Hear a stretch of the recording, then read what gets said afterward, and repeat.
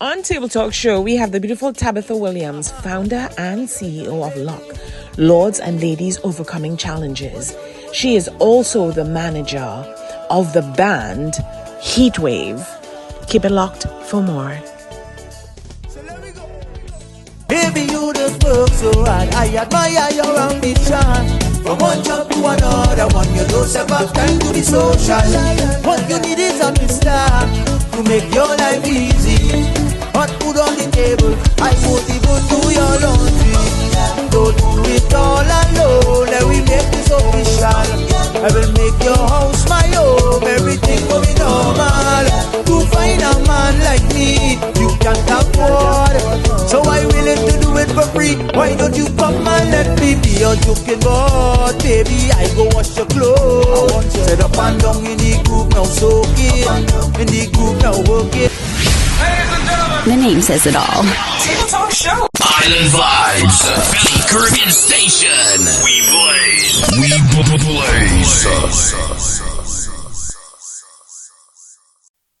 Table Talk is now in session.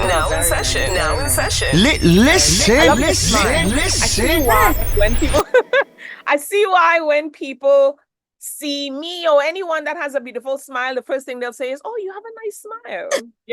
It brightens your day when you see something like that. It's the best thing you can wear, though. It's Exactly. The best Exactly. So let's get into it. So now I want to start off with when you were a child. Let's go back from there, right? Yeah. When you started your foundation, how was it growing up in your environment? I came from a pretty great home. I had both loving parents. I had a great foundation. My father had a really great impact in my life in the way in which he raised us and allowed us to know what he never hid from us what the real world was. And he groomed us into really wonderful, because I have two other sisters. So he groomed us into understanding what being a true woman is out there. And in that, I think it strengthened us as women. And my mom, she was a homemaker. Yeah. But what I kind of learned from her is how to keep a real structured environment. Yeah. And how that family comes first. Nothing comes before family. So I came from a pretty good background. I would say it was good. And your home island, just tell us about that, where you came from and how you migrated and so forth. I was born in the island of Trinidad and Tobago. The sweet island of Trinidad and Tobago. I'm a southerner, as they say. My father was from Cyperia and my mom was Santa Flora. Most people don't know where that is, but it's close to Palo Seco. Okay. So yeah. They both got married and we moved to Tunapuna in Trinidad. All right. And that's where I spent most of my teenage life. But my navel string, as we Trini say, is buried in South. I'm a South girl. It's the oil in the coil. I'm a South girl too. I'm from Vistabella. And I'm super proud. I mean, being a Trinidadian or a Trinbagonian, number one, people say we're proud and stuff like that. We're proud people.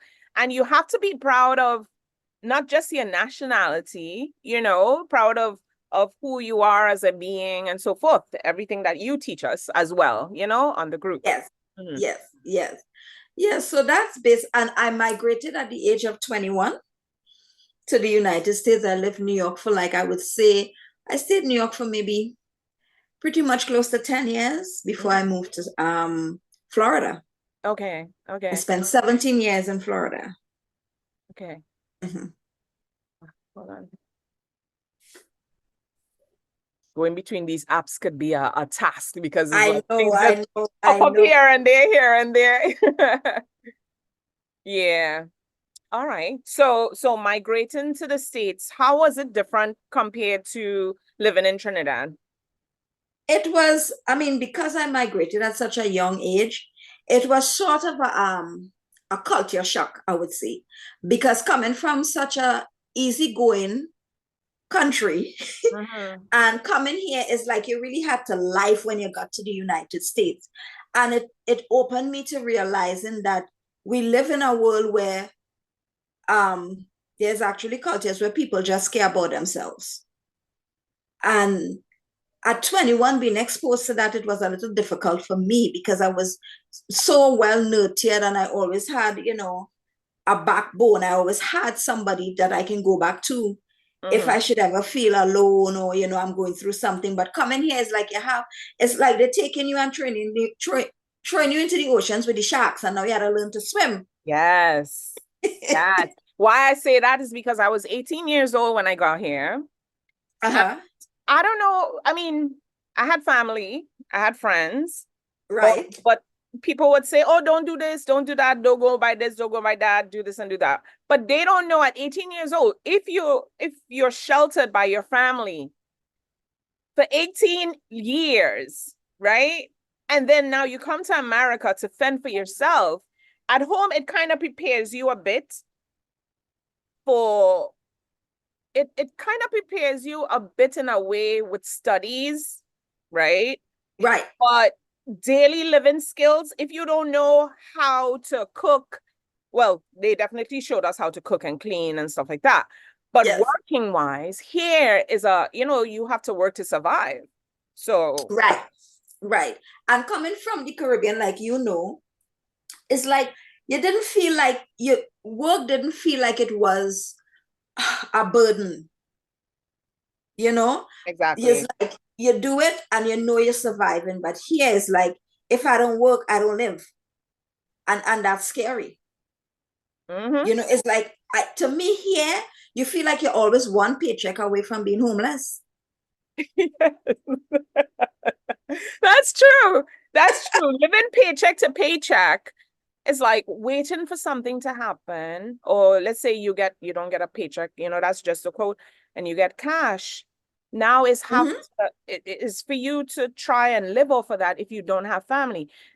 I would say thank God for family when you're here, or friends. Let's say if you stayed by them or whatever, you were able to, to save a little bit of money or something like that. But I remember getting a check that was 200 and something a week.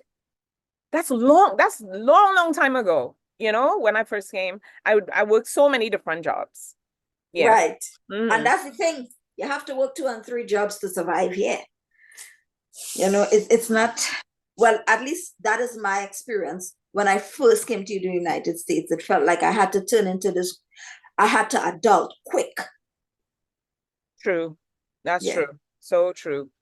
All right. So, now what made you, I'm going forward now. So, in your teens and so forth, after going through, so I mean, I guess you worked and you did different things. Yes. Well, in my teenage life, my dad was big on education and having a skill. Yeah. So even though I did CXC and stuff, I went on to nursing. Yeah. And it was and I specialized in geriatric nursing because I just love dealing with older people. I don't know. I just felt like being around them is so knowledgeable. You learn so much from them that, I went into that field. So I did that for a while before I came to the United States. Yes. So, but when I came here, I didn't further it. Okay. Because I saw the culture was different when it came to that. There's so many things. It's like even being friendly to an older person could be interpreted in a different way. So you can't be yourself because there's so many laws behind those things that people could use against you. Like, I'm like, let me stay away from that field. Oh, so you stopped working in that field because of that experience? Yes. Okay. Yeah. Okay. All right. Because I know some people, they would go over and take the test over and familiarize themselves over here. Okay. All right. So let's leap forward to what made you start your foundation of L.O.C? What experience did you have in the In 2017, I started the organization. That's when I first started the organization. And I believe at that time, I realized that there were a lot of sexual abuse. I mean, I'm not saying that I wasn't aware of it before, but it just like it started to hit home. I started realizing that people that I am so close with were going through this. Okay. In America or both Caribbean and okay. Both, yeah. And what I kind of get from that is that when I would speak to people who has been through that type of abuse, is that they were thinking it's normal for my uncle to touch me inappropriately, and I'm not gonna say anything. And I didn't feel like we need to make people think to normalize something like this, because it's not right. So I started the organization. Really, at first, I was just geared to sexual abuse, right? And while I started it, and maybe like 6 months later, I had a lot of backlash. I went through some experiences with people that were involved within the organization that I chose to, help me send this message out. And I had to take a step back. And fast forward to, like, I would say last year is when I felt like, okay, let me go back to what I was doing. And that's when I changed the name, but I wouldn't say more on that yet. I'll allow you to ask the questions and then with that.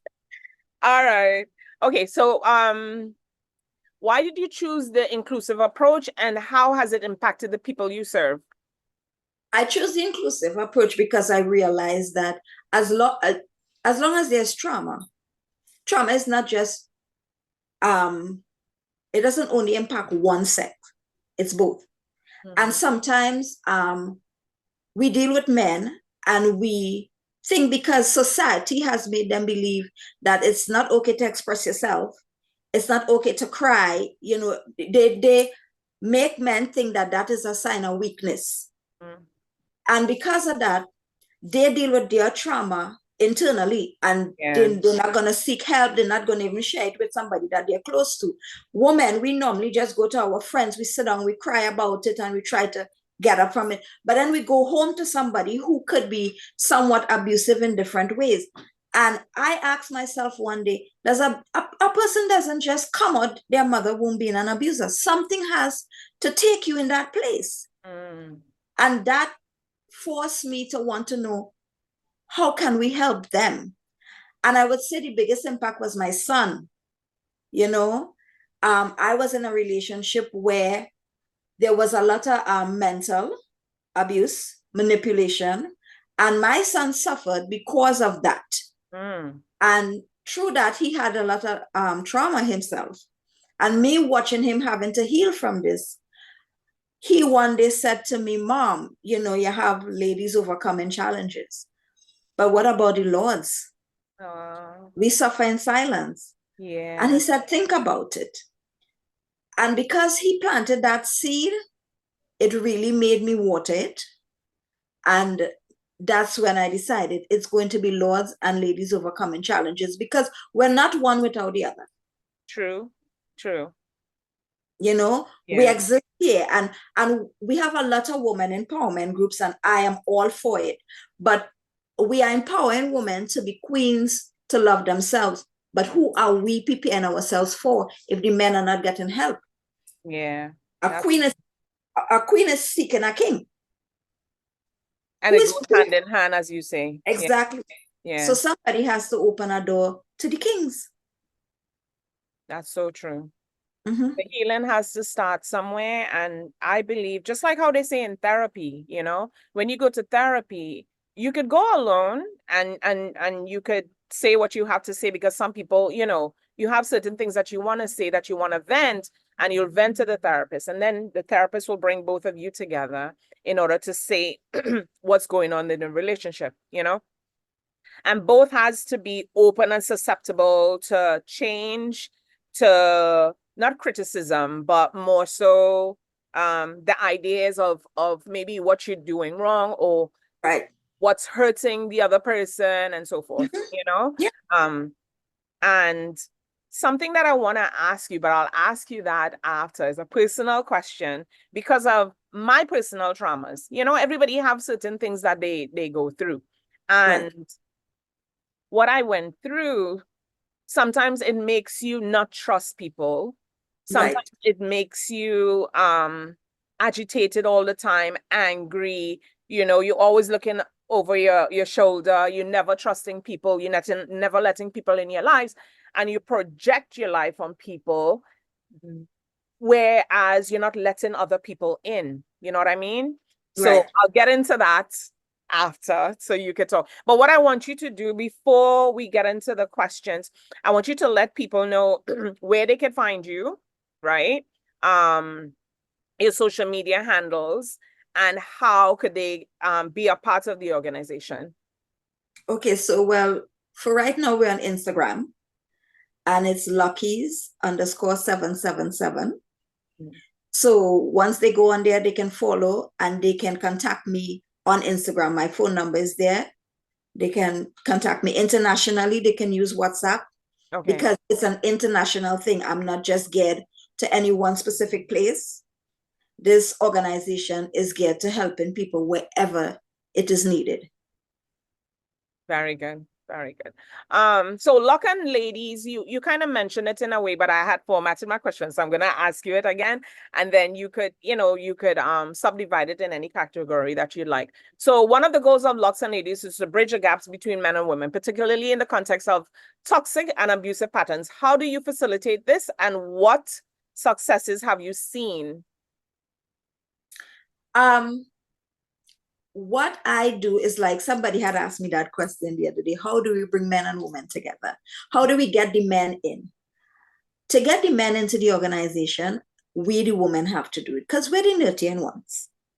And what I do is that I tell my organization, if you have, it could be a spouse, it could be whatever event we're having, you just invite people. You just invite the men. You're not gonna go tell them, okay, we want to heal you. They're not going to be receptive to that. Yeah, men are not. But you bring them into a comfortable environment where they can feel like they're wanted. They can feel the atmosphere, the energy, the love that is coming from us.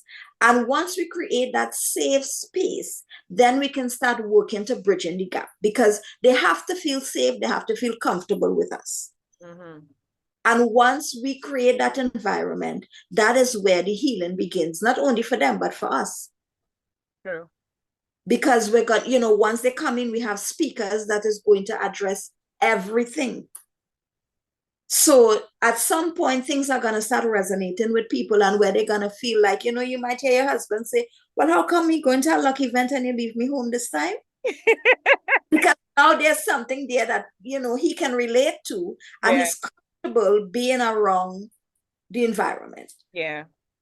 So, and I would say how I have seen progress is, like, I would say for me, I always start with my son, because that is where everything began. That's it. That is so precious. Right. But part of it is that I realized that what the organization is about, bridging the gap, it's with my son. I've realized that I have found certain strategies to use to make him comfortable to open up to me. Okay. And because I was able to do that, I learned so much more about him. And there were things that I could not have seen was happening to him that he was going through. And because of that, I was able now to try to help him heal. Now, I can't do it all. A person has to want to fix themselves as well. True. Are you there? Oh, yeah, I'm here. I'm seeing this thing is about to cut off. Oh, it is? On your end? Yes, and I don't know why. Hold on, let me see something. All right. Hold on.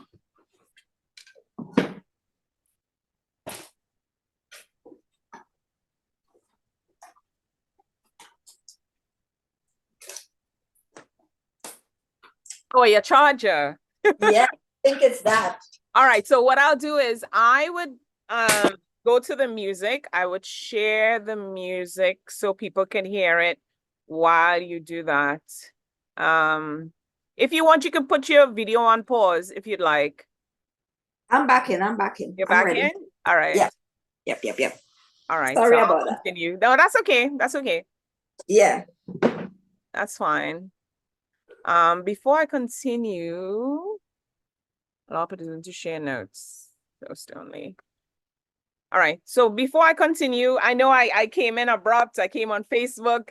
People are used to us going live on Island Vibe. So this is a part of Island Vibecast. I just choose to do it differently today.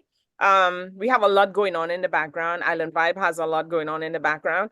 So we would have this live maybe during the week, where everyone could see it. We'll also have it on YouTube. We'll post it there. We're also on most podcast apps. So you'll see it on Apple and all the other ones. I'm just going to put the link so people could find it there. You'll see it on Tabby's page, on Island Vibes page, and so forth. All right. So the person that I have here with me is Tabby, and she is the CEO and founder of L.O.C. That's Lords and Ladies Overcoming Challenges. She's also a manager of a band. We'll get into that as well. Okay. If anybody have any questions that's locked on, I want to big up to Carol Bramble, who's locked on, and she's like, go Trinbagonians, because she's married to a Trini. So I want to thank everyone who's seeing us right now. If you have any questions, we have people who are also in the group. You could, message us and give me a message, or I can't see my inbox right now because multitasking is not my thing. So you guys could ask questions there. Tabby, if you see any questions on your end, you could let me know as well. All right. Okay. All right. So I didn't mean to cut you off. So you were talking about the men and the success and the success that you've seen in what you've been doing. Right. And and again, with me, everything begins at home. You can't just go out into the public and think that you can do certain things, and it begins in your home. Because at the end of the day, when you go out there, people are gonna look at the people who are closest to you and say, okay, well, let me see. You can't come teach me anything if your home is a wreck. So I would say for me, it began at home. And like I said, with my son, and I was able to open that communication line with him, which is hard because, like, again, men don't like to open up. Yeah. And with that, he have been doing well. He actually took a course in counseling now, where he's gonna counsel other young people. So, and I would even bring my husband into this. Men are always guarded. So when I met my husband, he was very guarded. And that's protecting yourself. It's very guarded. Yeah. And I realized that, once you can show somebody that you genuinely love them from the heart and that you're pure. And once you are authentic to people tend to gravitate to you. Mm-hmm. You make a connection. Yeah. And I realized that, as women, we naturally have that. We don't always project it because of some of the things that we've been through. But if we understand the power we hold within ourselves to break walls in other people, we can break the walls in ourselves. True. And that's what I recognize meeting my husband. And meeting him taught me that if you allow yourself to be authentic to someone, then you would get that back. So while I also had a brick wall, I didn't realize his behavior was healing me. That's what they say. I've heard someone say, each one teach one. Yeah. And I did not realize that until, as the relationship kept going. And I realized, what you really give is what you're going to get back. Exactly. Yeah. And sometimes you don't realize that what you've given others is what you needed to begin your healing. To say that, right? I saw someone, I wish I had the video. I'll probably put it, I'll try to get it, right? But it's an artist. And he said yesterday, he kind of used it metaphoric in a sense where he went in the cupboard and he saw something that's supposed to cure rust. Like anything that's rusting, he's supposed to spray it, right? When he went in the cupboard, he saw the bottle, and the same thing that's supposed to cure rust was rusting. And he said, you guys do this and I also do it as well. I'm also guilty. What you have in the inside, right? You have the capability of healing people, and you do that, and you have the questions and answers inside of you. But we tend to give it to everyone else and we don't give it to ourselves. So that rusting of that can, right, had the capabilities inside, but wasn't taking care of the outside.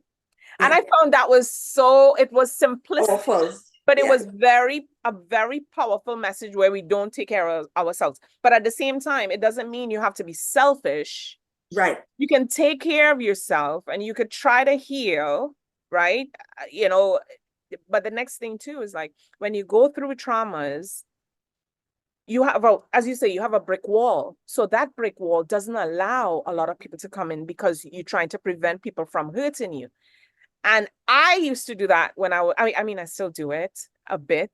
I still do it because when I was younger, the things that I went through, I think I just have this mechanism where I put things in a box and I forget about it. Whatever's hurting me, I put it in a box and I forget about it. But I'm genuinely a nice person, right? Where I feel like when people see nice people, one of my friends was like, oh, don't say nice or whatever the case is, or good people, because there's no good, they're just humans. But you're genuinely I would say nice person, right? And you let people in, but because of everything that they've done to you, you tend to, like, as you say, put up that wall. You don't want these things to happen to you and stuff like that. Other people look at that as you're neglecting me, but it's not you. It's what my trauma is and what I'm going through. You understand? So I think everybody has to, I saw something that says, don't take things personal. Sometimes it's not you, it's them. You understand? Yeah. It's not everybody knows how to communicate. Right, exactly. Oh yeah. Not everybody knows how to communicate. So it's a whole evolution. It's a whole thing of healing and communication, and so but it has to start somewhere. Yes, exactly. It has to start somewhere. But I'm glad that you were able to communicate with your son and see that he needed a need, because not everybody is able to do that. And growing up in the Caribbean, you find parents, they have this saying, is like, you gotta listen to me. I'm the adult, you're the child, you don't know anything. But kids teach you a lot. They do. They do. From kids' eyes, they teach you a lot. So continue. With your son. I was just saying that what my relationship with my husband made me realize is that sometimes when you have that guard up, like you were just saying, sometimes when you have that guard up, what you have to do is not focus on that so much. Try thinking about, what would you like somebody to give to you to make you feel comfortable, or to let that wall break down brick by brick? What would you like a person to pour into you? And when you figure that out, try pouring it into others when you connect with them. Don't worry about your brick wall, because when you focus on the brick wall, that's all you think about. And you close yourself in. You're not opening yourself to anything. So I would say, think about, if you know this is what I would like somebody, this is how I would like somebody to treat me, then that's what you give to somebody. Right? And have an open mind. And trust your intuition. Trust that gut feeling you get right here. Trust it. Because if you're giving too much of yourself, we know it. We just ignore it because we're hoping that people are as good as we are. But the minute you decide, okay, be nice to somebody, but you feel that gut feeling, walk away. Don't be afraid to walk away. Don't stay looking for the good. If somebody didn't show it to you, keep going. That's not a person for your circle. Right. And it doesn't mean that you have to hate them or anything. It doesn't. As they say, everybody is not for you. Yeah. We can walk away with love. Yeah. I could love you to death, but it's okay. From afar. Yeah, we can't be close to each other. We're not that the energy not connecting. You know, and I know we feel when we feel energy. Mm-hmm. We feel when something isn't right. We know when we walk in a room and this is not the room for me. We need to stop ignoring that. Mm. And that way, I think once we come to that place, breaking down the wall just happens naturally because we don't allow ourselves to be in spaces that we're not wanted. True. True. Yeah. Mm-hmm. That's so true. So internal scars and silent suffering. Could you elaborate more on that? Internal can silent suffering. I would say that a lot of times when people go through, when we hear abuse, we really connect it to like physical abuse because you can see the scars. But some of the things that I have been through, the scars are deeper. Mm. Because, and this is not me saying that I am saying one abuse is worse than other. Abuse is abuse. Yeah, yeah. Right? But sometimes you might see, you go to your friend's house and you see a black eye and you know something happened. Mm-hmm. So you could address it. And then she can vent. But what about when you go to your friend's house and she look just like how we look here, but inside here she's dying? Yeah. We're not seeing that. We're not seeing that. And the reason why I choose to address that is because that's where my scars are. But I can't open here to show it to anybody. It's here. Yeah, yeah. And a lot of times people just judge us based on our outer appearance. People don't take the time to ask the deeper questions because sometimes we're just waiting for somebody to ask that one question. Mm-hmm. But because they're judging you from the outside, they don't ask that question because you're screaming for help on the inside. But that's the thing though. It's like you're screaming for help on the inside, but we can't read the inside. You know, You can't. So you have to find someone that you trust where you, as you said, that you could speak to in order to let that hurt out. And then maybe some little something that you might probably tell someone. If I'm your friend, I'm supposed to know that you're hurting, right? Like I had a friend, I always send memes and different things to people. And that little meme that I sent to her, meaning that, send it to somebody who's always talkative or someone who's always elaborate and stuff is a certain word I was looking for, but it's not coming to mind right now. Right. And I sent it to her and she was like, but you don't call me. That one question she asked, she told me, I was like, are you okay? Are you fine? She's like, yeah, girl, I'm fine. But she was just pulling my strings. But that one thing someone could tell you, right? Simple things could trigger someone to speak. But I guess you got to know how to ask it because you can't see someone with a bruise on their arm and just go like, oh my God, how you get that bruise? Right. You have to be empathic and empathetic, right. I should say. Yeah. Right. And that's where, like I said, with the internal, nobody sees it. And that's where L.O.C came into place. Because that is the environment we want to create for the people who we cannot see their scars. We want them to know that this organization is all about the internal damage that is done to us. And that's our focus on coming together and making a safe space where you can feel comfortable to say, this is what I have been going through for the past 10 years or the past 5 years. We want to get to a point where people can say, this is what I've been going through for the past 3 months. Yeah. Because they know they're not taking that anymore. But I love what you did. So what Tabby did at one point, she had a meet and greet in Trinidad. And I was like, oh my God, I'm missing it.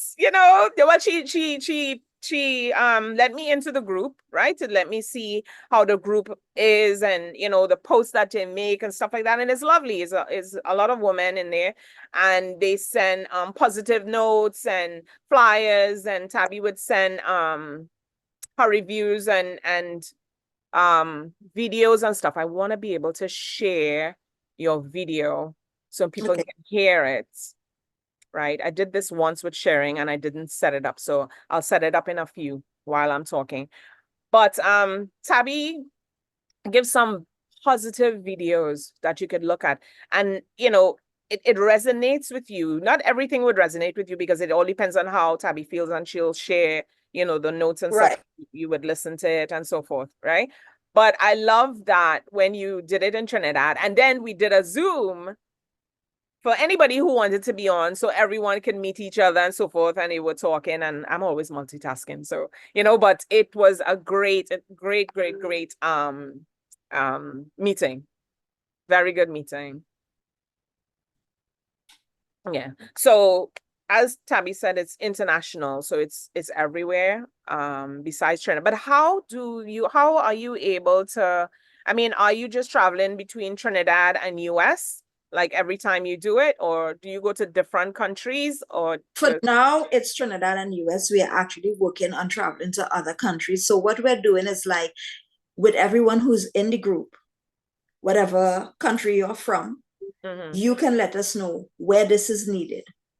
And then we would definitely come together and set a date and travel to your country and meet some of the people that you want us to meet. So that's why we have this community where we can serve wherever it is needed. Okay, that's beautiful. That's really beautiful. You might probably find that some of my questions are, you know, almost the same. But when you were talking about normalizing co-parenting, right? Could you elaborate a little more on that to reduce the risk of children, single parent environment, and so forth?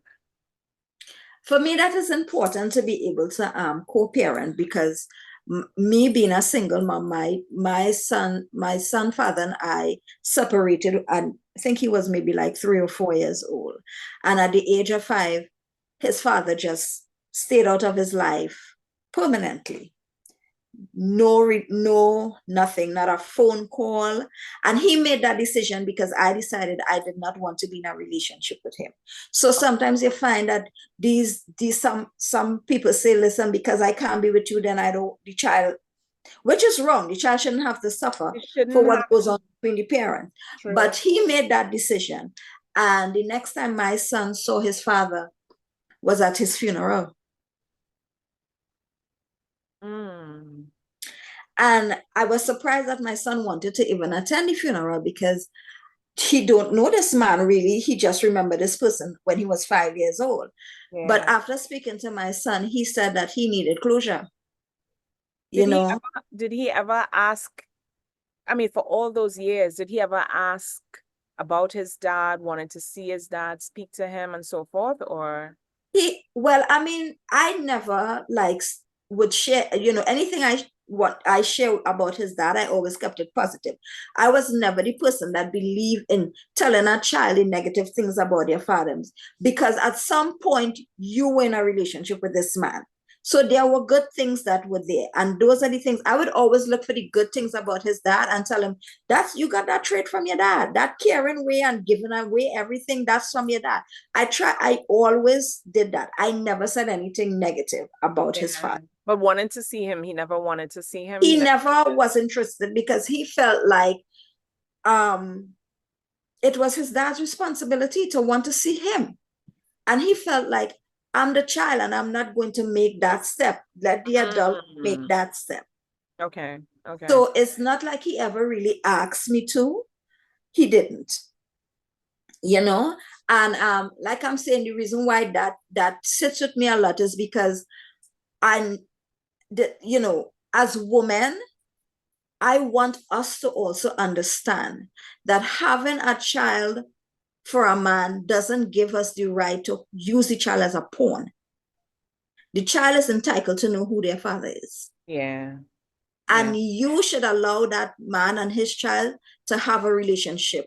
A lot of times, we are the ones who prevent that relationship from happening because we're selfish and we're taking our hurt and pouring it into the wrong vessel by saying, you can't see my child and you can't do this and you're not, and you're not minding my child. My thing is, sometimes it's not about only the financial assistance that you need. Your child need that male figure in their life. Yeah. And you want to keep a child away from money. But then when they get to a certain age, they feel neglected by that other parent. And now you're dealing with a child with a lot of trauma and a lot of questions and a lot of pain and a lot of hurt. But you did this for money. And I'm not saying that money is not important. But if that man is willing to give his presence and not presence, not presents, allow him to do it. Because sometimes his time invested into the child is worth more than any money he could give to that child. As long as it's not detrimental to you. And right. If he's not using, if he's not using, let's say he has money and he wants to help, but he's harmful to you, then you know, I guess you protect yourself. Protect yourself and so forth. Yeah.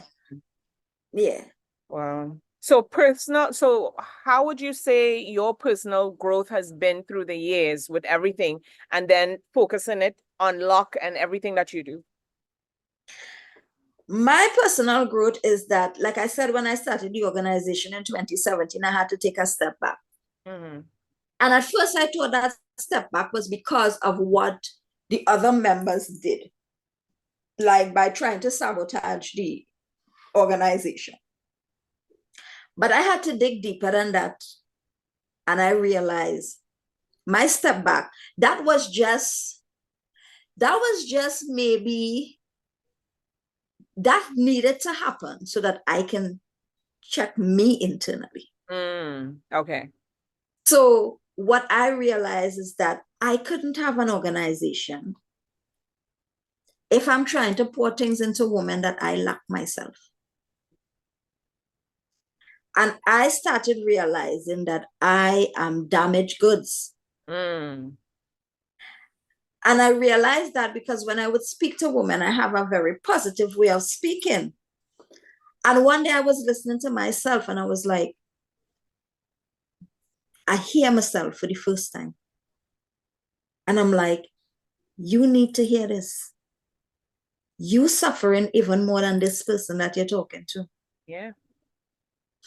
So I needed to take a step back, and I took those years to really find me and to really heal myself from the things that I have been through. And that's when my growth started to happen. Because when I first had the organization, you wouldn't get me to do this interview. Because I didn't believe in myself the way I do now. I was confident enough to come on here and just take random questions and feel positive that I could answer every question you ask me to the best of my ability. I would shy away from things like this because I didn't believe in myself. So I would say from then to now, I have grown spiritually, mentally, emotionally, and that has allowed me to have a better self-esteem, self-value about myself.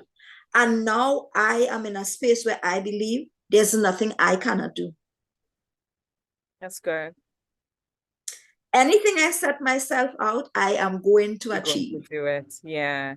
But do you think like what I'm hearing now, right? Like when you thought that people were sabotaging, do you still up to today think so because of people's attributes or what they did? Or do you think, from what I heard, it really wasn't them, it was you because you wasn't healed as yet, or you were on that path of self-healing?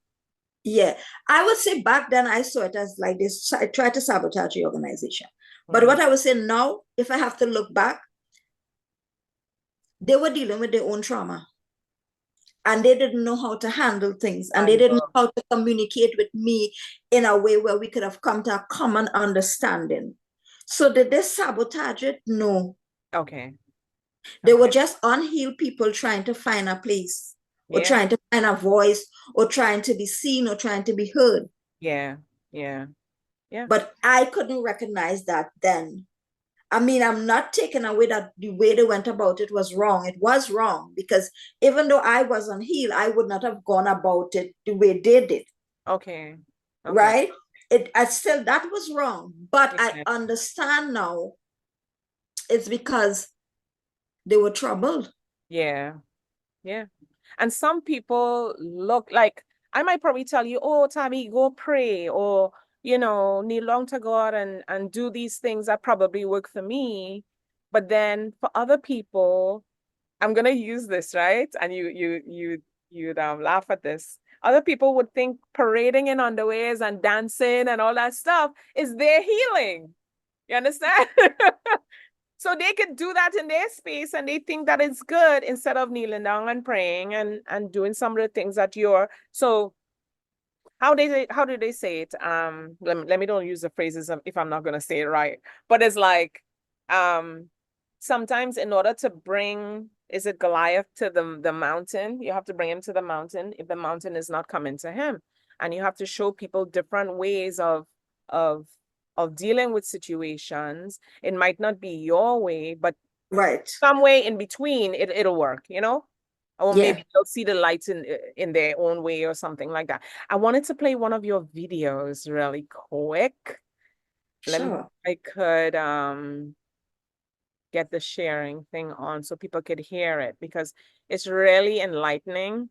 And once I get this up, then I'll be able to share the video for all right, I think I got it. Greetings, greetings, greetings, my royals, my luckies. How is everyone doing today? Hope everyone had a great start to the week. I know yesterday was a holiday, so everybody got an extra day to rest and relax and spend time with loved ones.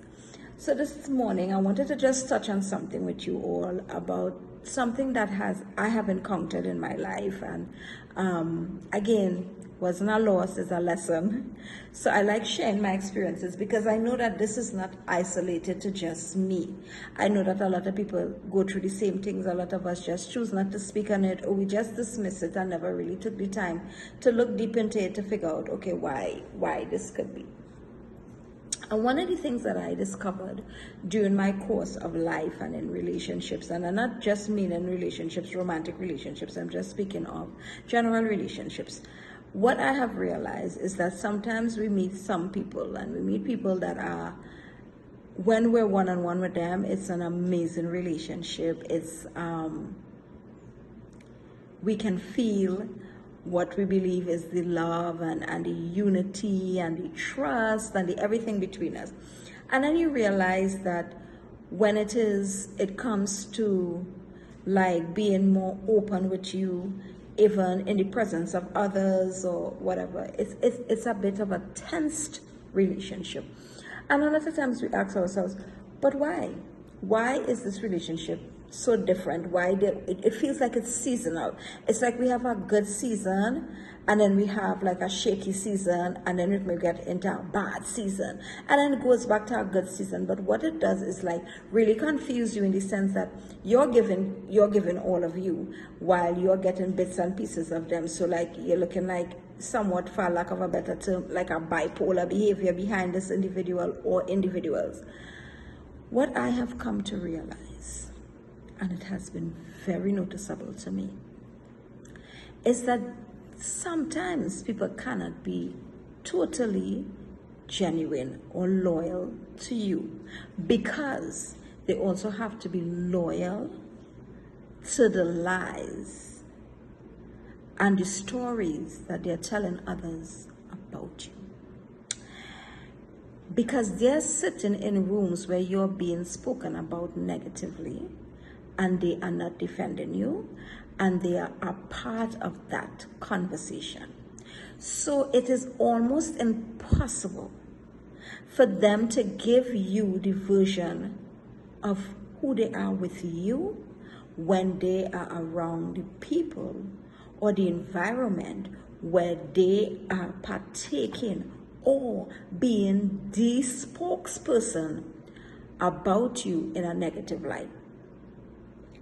And because their loyalty is geared to them more than with you, you then suffer the high and low, ins and out of this relationship, where it never feel like it could never really totally connect. You always feel like it's going like this, and it's getting there, and it's getting there, and it's getting there, and then you feel this, and then it comes back, and it's getting there, and it's getting there, and then you feel this. That is because some of the times their loyalty lies behind the lies and the stories that they are engaging about you. And this may come simply because they don't understand your light.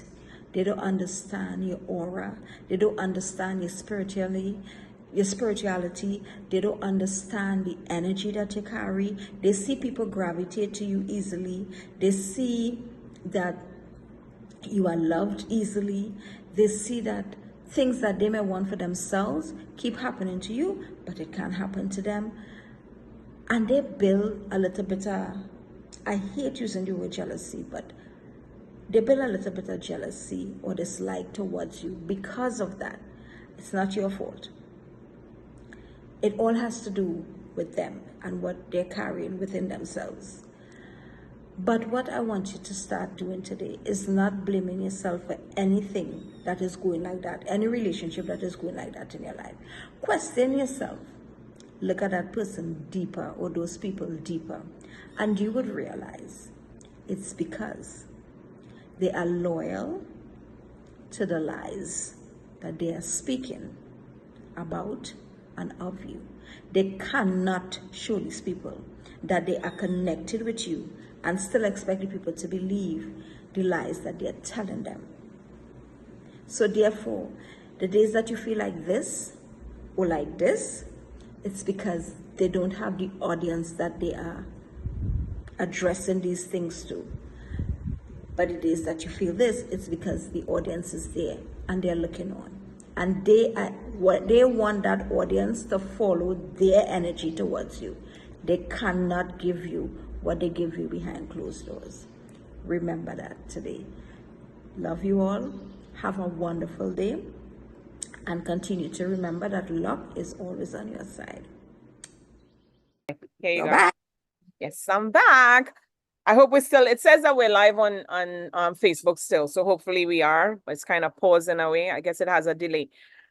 But that was beautiful, Tabby. And that kind of resonate with me because I know when I was younger, I mean, it's not even just younger. I've experienced it a lot of times where I would find, what is wrong with me? I'm always blaming myself. It's like, what is wrong with me? Why are people acting this way?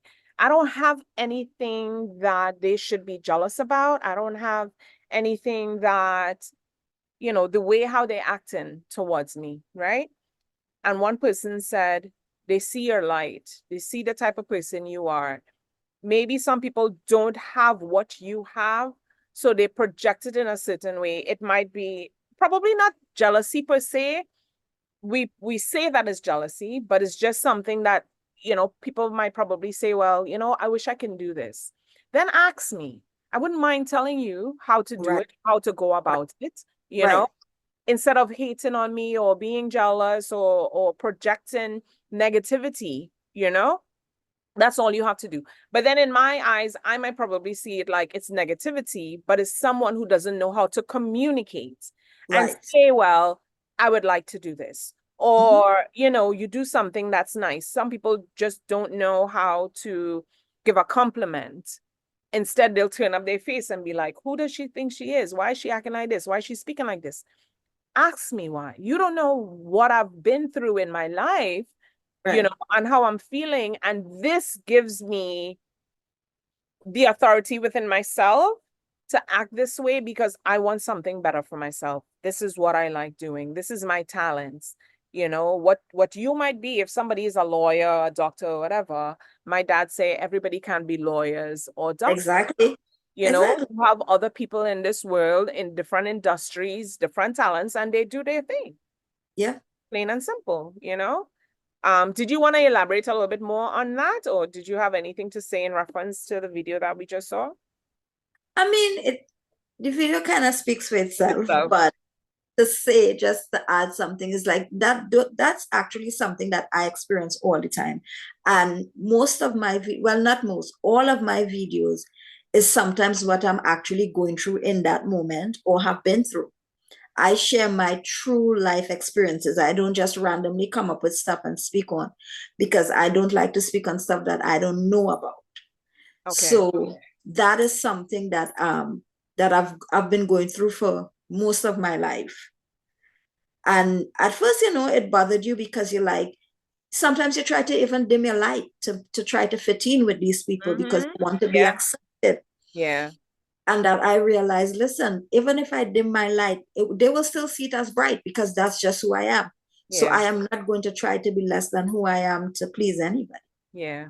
I had an artist who recently came on my platform, and she said the same thing, you know. She was feeling inferior to her family.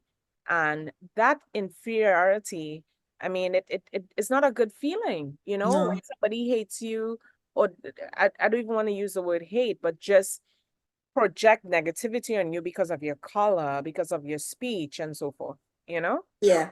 Mhm. Yeah. So, so what is it? So before we continue, I would like you to share again, your platforms where people can find you, how to join the organization, how to join the L.O.C group. Okay, so like I said, for now we're on Instagram because I am not on Facebook. I am just so tired of Facebook. We're on She just, Instagram. she just saying that right now because, for personal reasons, but just don't cut me off, okay? Oh no, not in that way. I Just know, like I know, I know. sometimes the information that is shared is so overwhelming. It Like I'm like, is. okay, I kind of have enough. It is. Yeah, It is. It is. but yeah, for now we're on Instagram. Like I said, it's Lucky's LOCKEY underscore 777. All the contact information is there. Anyone that is interested in knowing more about the organization, becoming a member of the organization, they could send us a message. We would definitely send them the material that is needed so they can read up, see what the mission of the organization is. And I am always open to taking a phone call. I am willing to get on the phone and explain anything to anybody who is interested in knowing more about the organization or who might be willing to be some sponsors to the organization, because that is something we definitely have to get into. So, anybody who is on here and think this is something that aligns with them, don't hesitate to contact us. Very good. And when you say sponsor, could you elaborate a little bit more on that? Because I know we had a meeting and you were saying that, if people want to contribute in different ways, how they could contribute. Right. And when I say sponsorship, I don't want people to narrow it down to monetary, because this is not all this organization is about. We would be doing like food drives, we would be trying to feed the homeless, just a couple little things we want to get incorporated as a give back for everything that L.O.C is going to be doing, if someone is good at managing social media and even good at Facebook, where they can put me back on Facebook and just manage it, and they have a company or something that do that, they can reach out if they want to say, well, listen, we can do this for you at a discounted price. I'm not asking people to do things for free because it's your skill, but if there's anything that you could donate or contribute that would help the organization grow on any platform, we are open to it. It's not us looking for sponsors for somebody to cut us a check.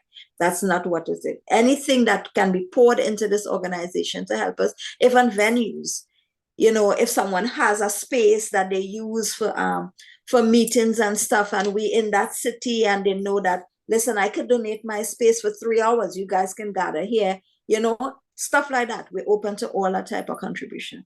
That's good. Would you like to give out your email? It's L.O.C L.O.C Inc. INC 23 at gmail.com and at outlook.com. Okay. What are your future goals for L.O.C, and how do you envision the organization evolving into the next year and the future? My goal for L.O.C is to become a household name in healing, self-healing, internal healing. And our goal going into the next year is really opening the platform, not just to adults, but to young adults, so that we can get the process started earlier. I didn't I mean, a lot of the things I went through, I can say it happened to me as an adult. But when I go back again to my son, some of his trauma is coming from childhood and certain things he has been exposed to. So we want to open the platform where young adults can come in, young men and women can come in and understand how to deal with certain things that is happening internally, and to normalize for them that there are safe spaces that you can come and speak on what is happening. And what I want people to understand is that we're not asking you to come into this organization and tell your story and spill everything out. Understand that if you make a choice to come in here and share what you have been through, it is you telling your story to help another person. It is not, some people stay away from it because they feel like, I don't want people to know my business. Well, guess what? Sometimes your business could help another person. You could save another person from going through certain things because you have been through it. And you can shed light on that. And now that person can feel like, okay, this person understands me. And they may come to you and ask questions, and you could begin the process of healing for them based on what you have been through. So sometimes we cannot just look at our trauma as the pain that we will carry around and wear like a shield and put around us.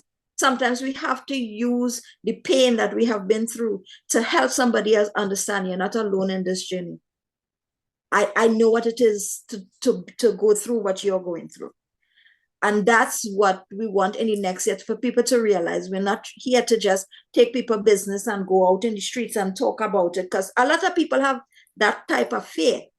A lot of people don't want to be vocal because they're like, well, I don't know these people and I don't know what they're going to go say about me and I don't know how I'll be judged. And we want them to know it's a safe zone, it's a safe place that you could come, and you're not coming to really pour everything out, but using your pain, your trauma to heal somebody else and to heal yourself at the same time.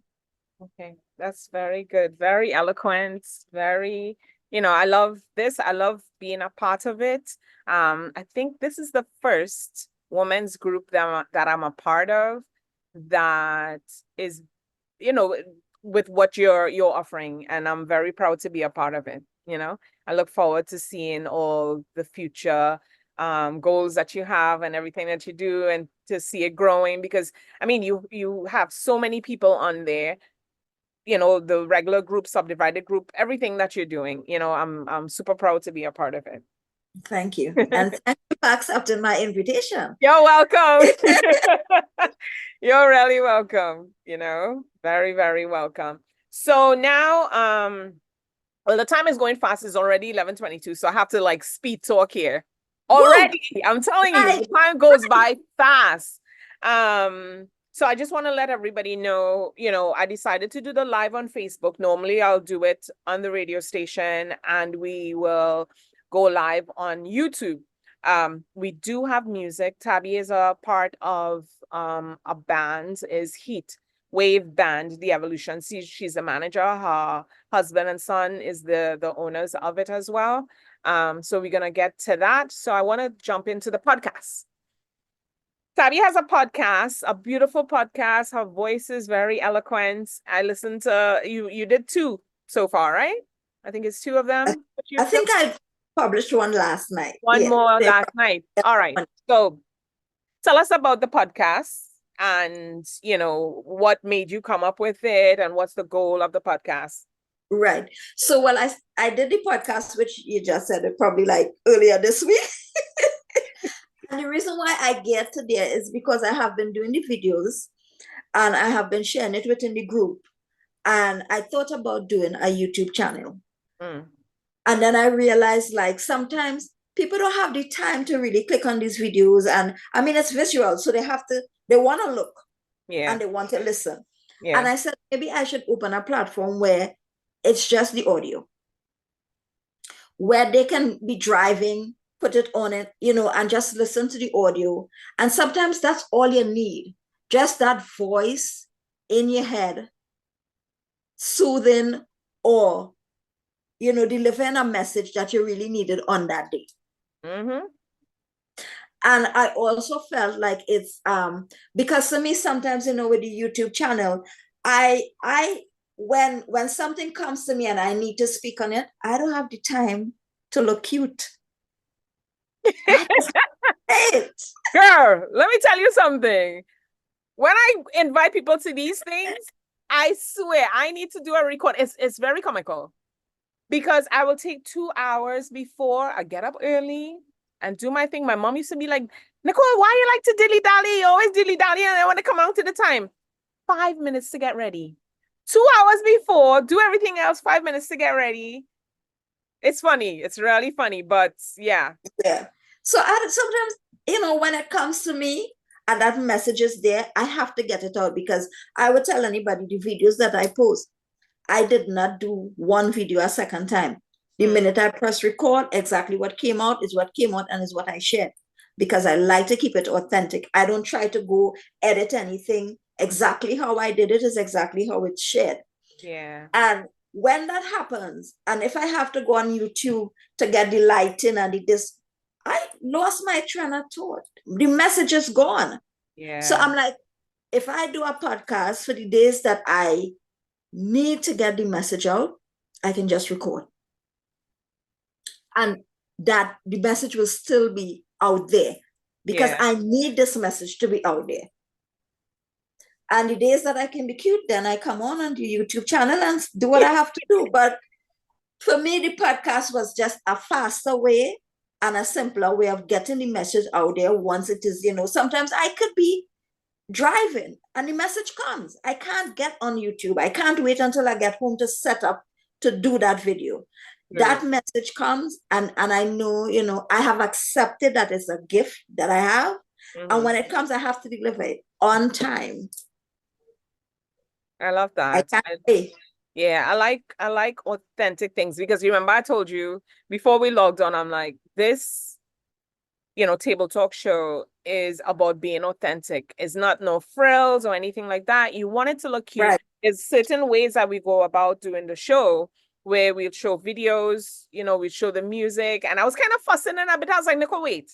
Remember you say you want this thing to be authentic. So however it comes up is how it's going to be. I do want some professionalism, of course, but I always want people to feel comfortable, and know that this platform is for you to be able to give your message across however we do it. And then sometimes we think about all the other things behind the scene, but you know what? The most important thing is what people get from what come out of here. Yeah, exactly. Exactly. Yeah. Right. So the name of the podcast, so at least people know where it is, how to find it. Let me go back to it. Well, it's under Goddess Tabby. Okay. And for now it's on Spotify. I'm getting it on Apple Music I would say by the end of next week. Amazon Music is gonna be on there. Yeah. All right. So there is one platform where you could put that there and it'll distribute it. I think you have to distribute it once and then it'll go to all others. Yeah. Yeah, that's exactly what I'm working on because I saw that yesterday. So I'm going to put all the links in and just it will be distributed to all of them. That's exactly what I'm doing. Very nice. Okay, so we jump into your book. Let's know what inspired. Well, tell us first of all, what's the name of the book, where we can find it, so people can go. I'll also put the link on the YouTube page when I put up the YouTube page. What inspired and the goals that you have for your book. Yes. So the name of the book is Healing Self. Well, I actually got an author's copy yesterday, so this is what nice. Very nice. Yes. So it's Healing Self, and it's by Goddess Tabby William. Okay. Now, my name is Tabby Williams, but I used it to make a powerful statement. So the book was inspired by I would say it was about 3 or 4 years ago. I was going through some things in my life, and I was thinking, like, how can I move past this? And what I did, I started documenting my feelings. But I would word it in a way when, if anyone should come across it, they don't know it's me. So, but what I would do is that there were certain times, and I mean, if anybody look at the book when they get it, there's something that some people have asked me about, and on every day there's a number that's under here. I don't know if you could see it, Nick. Yeah, Like, they 707. right. So Yeah. each one has a different number underneath there, and I would reveal what those numbers mean. So what would happen is that sometimes I would go to bed and I would just have a dream, and a number would come to me, and I would get up. I can't go back to sleep, so I start documenting my feelings. But that number that came to me, I would jot it to the top of the message, because I said there's something, and some of them is actually like, I would wake up and look at the time, and that's the time. What? And I would document the time. I would document the numbers. Okay. And that would be the numbers that I would put with that passage. And when I have actually looked up the meaning of those numbers, they were really gear into what my thoughts and my feelings were at that time. So I just kept doing it. However, what I did was, I would express myself in writing, and what I would do is wait like 3 days later and go back to what I wrote. Okay. And I would read it over, and I would realize now it's sitting with me, because I'm recognizing what I'm dealing with emotionally. Because now I'm reading it back to myself, and I'm like, this is you. This is what you're feeling. And I would meditate on that and figure out, how am I going to move past this? Okay. Okay. And what am I going to implement in my life that is going to help me move past that? And with me doing that for a very long time, I've had people say, I would read them to people. Girl, you need to put this in a book. You need to write a book. And I'm like, me write a book? Like, really? That is not happening. Yeah, you always wonder. It's like, you see people do, like, I have a friend who literally did a book, but about her life, but different. She renamed the people. Very, very nice book, long book, but she would always send it to us for us to pre-read and pre-approve or whatever, Right. Yeah. Right. So again, when I decided to let me go back into L.O.C, Yeah. I think I made up my mind at that point, and I said, you know what, I am going to use these messages in the same format that I use it for myself. I'm going to put it in a book and allow people, because this one is the first 7 days of healing. So there's 7 different messages. Okay. You do one per day, meditate on it, exactly what I did.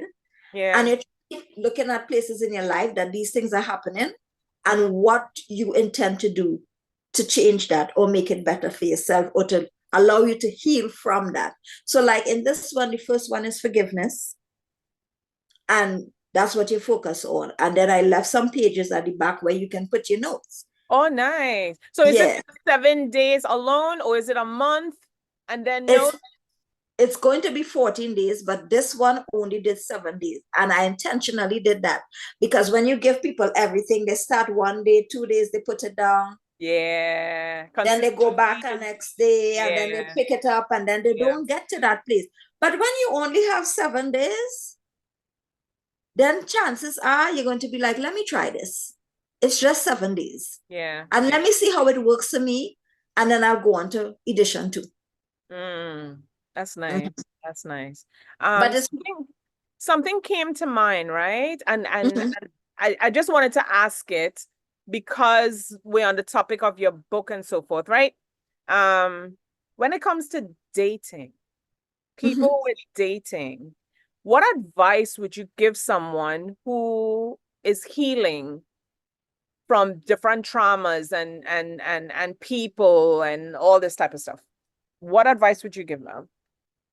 I would say for me, what I recognize with dating, one of the things that I had to really pay attention to is that when sometimes we leave a relationship because it lacks something we didn't get, and then we go to date. But in that dating process, we sometimes don't realize subconsciously we are seeking what we lacked in the past relationship. But when we only pursue what we lack, then we can still mess up because they're still not coming with everything that would bring us the peace that we are looking for in that relationship. So I would say when you're going into dating, make sure that you took some time out for yourself and understand what you really want out of a relationship. Don't allow that person to tell you what you want out of the relationship or what they're willing to give to the relationship. You have to know what you want so that when they disclose what they're willing to give, if it's going to work for you or not. And if you guys could come together and right. And what you have to do along the way is recognize when certain things happen in that dating process that triggers your trauma.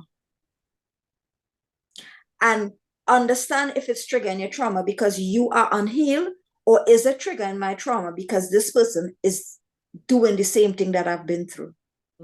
And that is big to recognize, because sometimes we think that the person is doing it intentionally to us, but that's because we have been through so much that when we get triggered, we lash it, we attach that behavior to that person. And that's where we have to take the time and search ourselves. But again, I say intuition is everything. Yeah. You must recognize if that person is that type of person, or if this is your trauma taking control of you. Yeah, because not to cut you off, you'd find people say you attract who you are. But I'll use myself, for instance. There's certain people I attract, and I'm like, I'm not like that. But then when I think to myself, I'm trying to avoid these type of people, but somehow I'm still attracting them. So I don't get it. Like, why do I attract the ones that I don't want? And then they said sometimes when you're too nice, you tend to just think that everybody's going to change and be like you, and you end up choosing the wrong type of person for yourself and just accepting anything. I don't know. I don't think being too nice is a bad thing. It's just like having boundaries of how far you will allow a person to go with you. But right. that should stop you from being a good person or being a nice person. If that's just who you are, you can't suppress that. Exactly. But you have to have boundaries. That's you the have to have, you have to have boundaries. Boundaries. You have to have, and you have to stick with it. You don't allow people to cross those boundaries. You know, and saying you attract who you are. I don't know how I feel about that. Yeah, I don't understand that, because I mean, some people, well, I've heard it before. They say they attract who you are, or sometimes when you think, let's say you keep on thinking, I don't want rain to fall. Well, that you can't control. But there's certain things you don't want in your life, or certain things you don't want to happen. They say when you constantly think of that, you manifest it. You manifest it. Yeah. And that's what I was going to say. Sometimes what you bring into your life is what you manifested. Because everything we say goes out.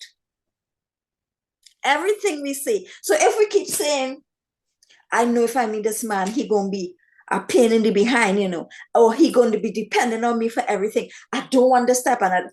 But you're giving too much life to it. And when you give life to it, you're manifesting it. So of course, that's who coming home. That's who you're going on the date with. Everything that you didn't want. So maybe changing the trend of thought, thinking positively about, you know what, I know the next person I meet would definitely align with me.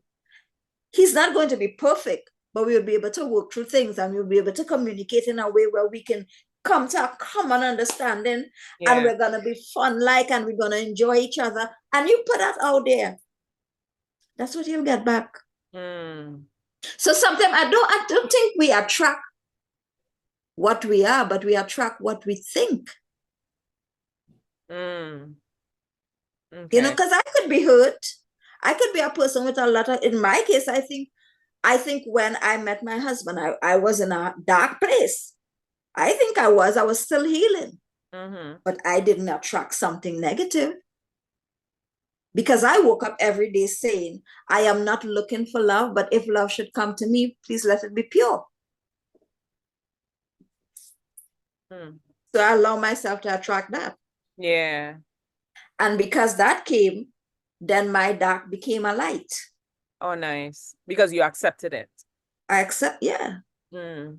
Yeah.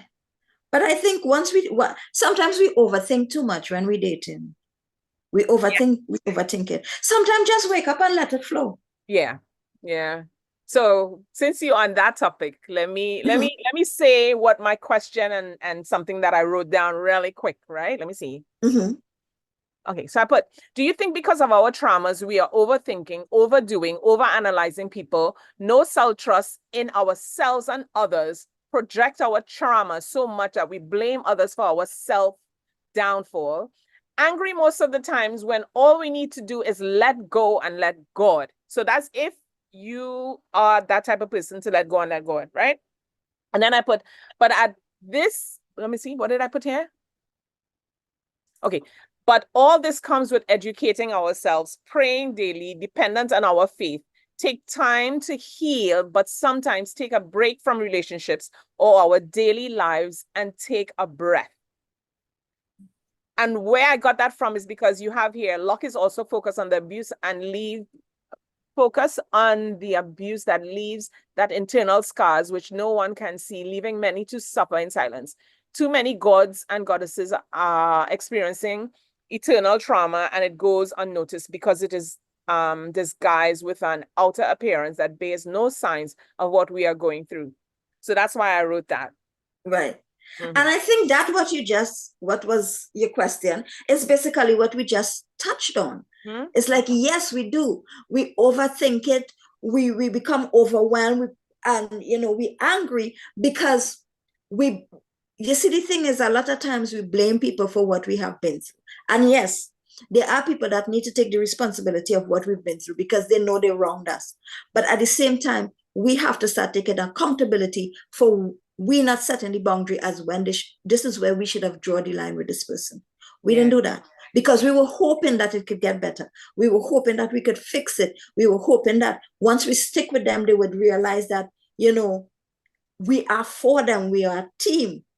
But every time we did that, we removed the boundaries. So now they didn't see us as worthy. Yeah. Or to put the work in or the extra work in for. And sometimes, even though we have trauma, a part of it is being able to say, I am going to take accountability for where this relationship didn't go the way it's supposed to. Because we have a voice. And we shouldn't be afraid to use it. We have the ability to get up and say, I am not going to do this anymore. Yeah. But sometimes we allow fear and we allow the world because we wonder what people are going to think. What they're going to say. If I pick up and leave, they'll be like, oh, they seem fine. He doing this or she doing this. And why would you leave somebody? But nobody know what is going on with you. Going through. Behind those doors. And that's where I say, take accountability. Because my past relationship, I understand that I was wrong. But I also how I healed was not focusing on how I was wrong, was focusing on why did I think it was okay to allow a person to keep doing this to me? To you. What about me? Why was I so weak within myself to not recognize all these signs? And that is where my work started. I had to strengthen myself to realize, listen, you have to know your worth. Had I known my worth then, I wasn't going to give all those years of my life. Yeah. But I didn't. But it's interesting, like coming from a family where, your dad showed you how to be, a strong woman, and how, your mom gave you support or vice versa. And But I know in the Caribbean, how we are, women are, what is the right word? We always have to, how women always have to like be docile in a way where, you know, this is the man, we have to project that they're the ones who we're cooking for, we're doing things We have for. to be a lot of times submissive Yeah, to them. submissive. That's the word I was looking for. So we have to be submissive in a sense that, you know, kind of like praising them to a certain extent. So Right. we tend to be chameleons in that however he says or whatever he says goes, and we're not thinking about ourselves as a human being, as an individual, as a woman, you know? And I seen that in my life and people in my family that went through that. I have a friend who she's in the as Islamic faith, and someone was telling her about that she's too the way she speaks, you know, she's not the way how Islamic women are. But the way how we are here is a little bit different, where we learn to have a voice for ourselves, you know? So there's a total difference. But the next thing I wanted to say is, as far as friendship goes or being in a relationship, I always feel that you are responsible for self to make yourself happy, right? The other person is just an extension of helping you with that, helping you grow, and you grow together, right? When other people, I wouldn't say that it's wrong or right or whatever, but when you look constantly for someone else to make you happy, then I feel if you can't make yourself happy, how are you going to make someone else make you happy? You understand? If you don't know what love is and you can't show love, how are you going to expect someone to show you love as well? You know? And that's one of the topics in my book. Yeah. It's in there. And because you look for external things to make you happy, and that can't happen. Happiness comes from in here.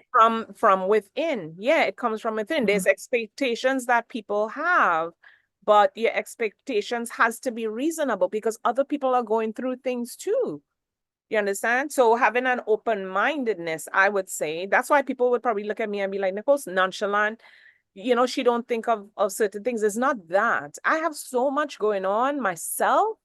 You know, I have a friend, she's always listening to my ailments and all that stuff, and I'll listen to her too. But, you know, there's so much people. You have Facebook, you have Instagram, you have WhatsApp, you have this, you have that. There's so much external things that going on. And internally, sometimes you just want to shut it off and just take care of yourself. Yeah. You know? So yeah. We're down to 10 minutes, Tabby. So I want you to quickly just tell people again where they can find the book, the name of the book, and then I wanted to ask you about the band really quick. It's Healing Self by Goddess Tabby Williams, and it's on Amazon. It comes in paperback and Kindle. Very nice. Awesome. All right. So the band, I'm thinking my computer is touch. All right. So tell us about the band, Heatwave Band, the evolution, just a brief synopsis of when it started and where it is now. So Heatwave, the evolution, the manager. My husband founded this band in, I think is in 2020, around COVID time. He decided to do this because he has been in the industry for over 20 something years. He plays every instrument and he is lead vocalist. So after being in the industry for that long, and you realize, look, you give so much of yourself, but nobody really understand what you want from the industry. He decided to create his own band and bring his message the way he wants to bring it. And he's very versatile. He do all genre of music. So right now, Heatwave was founded in Trinidad, but now they do tour within the United States. Oh, very nice. Very nice. Mhm. All right. And the type of music that they plays, could you explain that? Well, they do all type of music. They do reggae, Afrobeat, of course, soca. Of course. They do R&B. I mean, you name it, they do it. They do not allow themselves to be boxed in into anything, because when like my husband always say, when he get on that stage, he wants to make sure that everybody enjoy what he's bringing. So he goes on there and he does not just do one type of music. He wants everybody to feel inclusive with his music. Yeah, yeah. So that is what he uses his talent for, to make everybody feel inclusive, to feel the love of music. Because for him, music is life, music is love. And he Yeah. loves when he get on that stage and he walk away, that people feel the love that he brings with what he does. All right. I'm gonna attempt. Actually, you know what? Let me play my game first. And then we're gonna jump back into playing his music. Mhm. Because I don't want the game session to end. I hope Um you play this game. then we'll jump back into that real quick. So Okay. so my game session is I ask questions, right? I'll give you a word and then you give me one word. And then the other one, I will ask you like 5 questions or so, and then you could answer that. All right? Okay. Get it? Okay, so this one is one word, one answer. If I feel that is intriguing, I'll ask you more questions. Okay. Mhm. So my one word is success. What you want from me? My One definition. word. One word. Growth. Tabby. Goddess. Collaboration. Unity. Heatwave band. Love. Trinidad and Tobago. Paradise. Oh, nice. All right.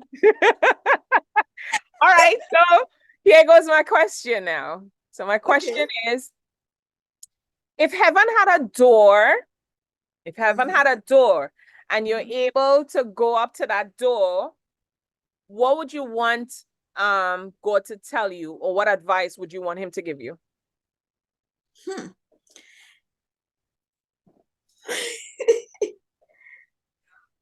Well, first I will start with saying, for me, heaven is not up, heaven is here. Mm. And if I had to go through one door, I would just ask to be given the ability to understand people in a way they deserve to be understood, and to use whatever power I have within me to help people become better versions of themselves, and to see that they are a higher being than what they perceive themselves to be. Very nice. Very nice. Mhm. What advice would you give to your younger self? Be free. Be free. In everything that you do, make sure you feel free. Never allow yourself to feel that being boxed in or being caged in is love or affection. If you don't feel free in something, walk away from it. Anytime you feel your freedom is being compromised, leave it alone. Okay. Mhm. Give me a definition of what you think love is.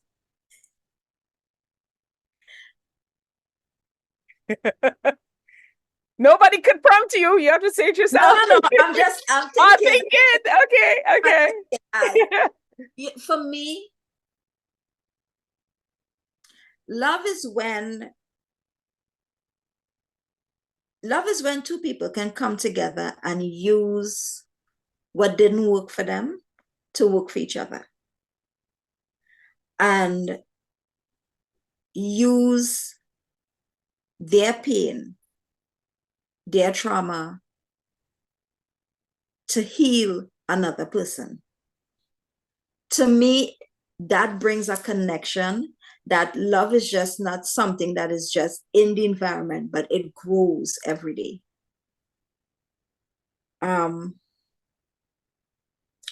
Love is what I have in my life right now. Oh, that is beautiful. Honestly, love is what I have in my life right now. And I say that because I have been in relationships before. Mm-hmm. But the way I feel every day, being able to be with someone who allow you to be authentically yourself, that is love. Love. Yeah. Yeah. All right. So I have a question. So I tell people this question is based on your life, right? Whatever comes to mind that you think of and you want to share, but it's a kinky question. What? What sound? Yeah. What sound? What sound turns you on? Well, it's one of my husband's songs. Okay. What he says, what he sings, what elaborates. It won't make you feel. Ah, nice. Nice. I think I sent it to you, so maybe. Yes, you did. You know what? Let me see. Let me see if I can play it. I don't want to. Hold on. I have it in my email. Let me see if I can play. Say, girl, I'll massage your body and I'll make you feel so fine. You the real deal, cause I got to make you mine. Girl, I'm not in a rush, so you know I'll take my time. Skin to skin, you and I just can't deny. To the moon and back, we will fly. I'll make you say, ooh, ah. Girl, I'll make you say, ooh, ah. I want to make you say, ooh, ah. Girl, I'll make you say, ooh, ah. Cause you are a queen, so you should be treated. Girl, when I'm with you, my body get heated.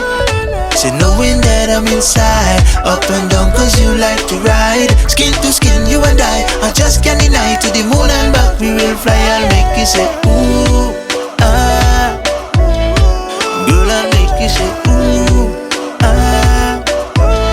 I wanna make you say, ooh, ah. Girl, I'll make you say, ooh, ah. Ooh, ah.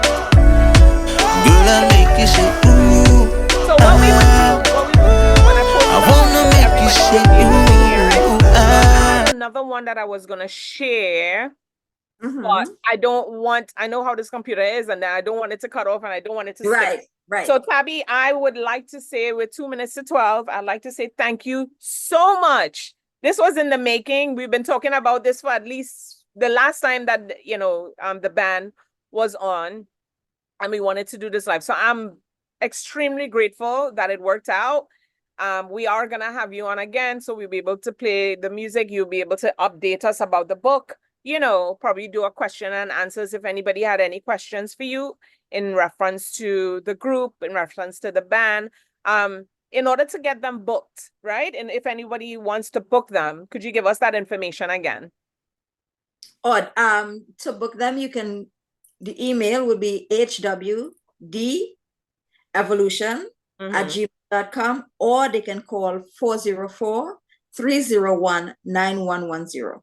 All right, perfect. And they are on YouTube as well, correct? Yes. All right, Heatwave perfect. Evolution. Mm-hmm. Right, perfect. And So, they are also on Instagram. On Instagram as well. Okay. And the evolution, what's the name on Instagram? Heatwave the Evolution. Evolution. The All letter right. G, Evolution. Yeah. All right, perfect. So I want to thank everyone for locking it in. I see people are now logging in and stuff like that. Today is Saturday. I know people wake up late. The link is going to be on YouTube. I'm going to share that so everyone can see it.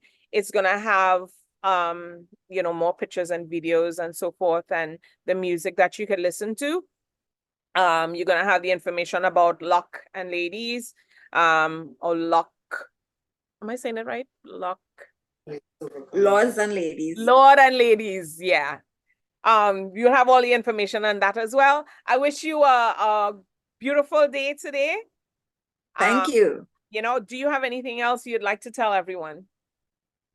No, first, I would just like to thank you for giving me the opportunity to share myself and my organization on this platform. I truly, truly appreciate it. And I also thank you for being a part of the organization and chiming in with all the inspirational things that you do. It's really, really appreciated. You're welcome. And anytime, any contributions that you need.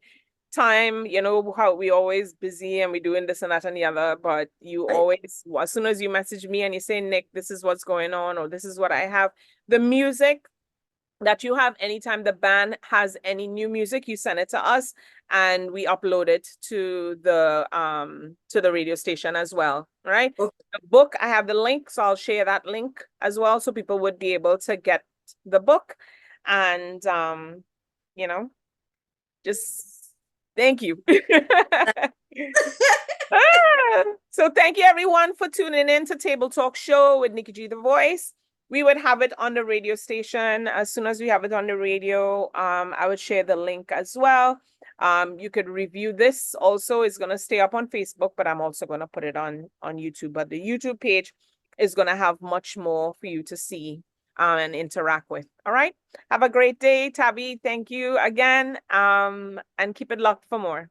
Take care. Okay. Bye. Bye.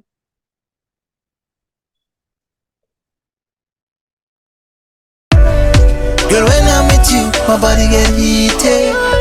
So knowing that I'm inside, up and down cause you like to ride. Skin to skin, you and I just can't deny. To the moon and back, we will fly. I'll make you say, ooh, ah.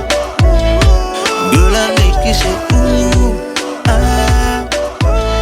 I wanna make you say, ooh, ah. Girl, I'll make you say, ooh, ah.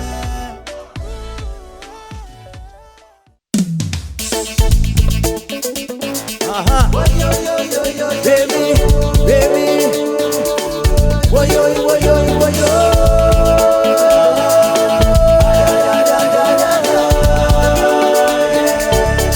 So let me go. Baby, you just work so hard. I admire your ambition. From one job to another one, you don't have time to be social. What you need is a mister to make your life easy. Hot food on the table, I won't even do your laundry. Don't do it all alone, let me make this official. I will make your house my home, everything will be normal. To find a man like me, you can't afford. So I'm willing to do it for free. Why don't you come and let me be your joking board? Baby, I go wash your clothes. Set up and down in the What is the sweetest sickness? Feeling inside bubbling over. You got a feeling inside bubbling over. Looks like something I go wrong. Love's contagious. Something I go wrong. What is the sweetest sickness? Feeling inside bubbling over. I got a feeling inside bubbling over. Yeah. Help that for them. Yeah. Show you how to sing for them. I want to sing something else? Yeah. Give me. Say, could you let that system get it up your head again? Oh, yeah, no, yeah. So don't do